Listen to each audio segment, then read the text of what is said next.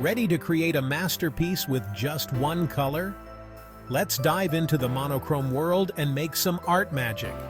Monochrome painting is a fabulous way to dip your toes into the art world. By focusing on a single color and its shades, you can easily grasp the essentials like light, shadow, and depth. Perfect for beginners, right? In this tutorial, we'll guide you, step by step, through creating a stunning monochrome landscape using poster colors. First, we'll mix different shades of one color to add depth. Then we'll strategically apply these shades to build a dynamic and cohesive scene. You'll see how light and shadow work together to create a realistic sense of space and volume. And before you know it, you'll have a beautiful piece of art that you made with just one color.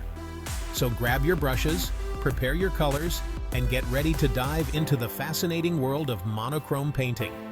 Let's make some art magic together.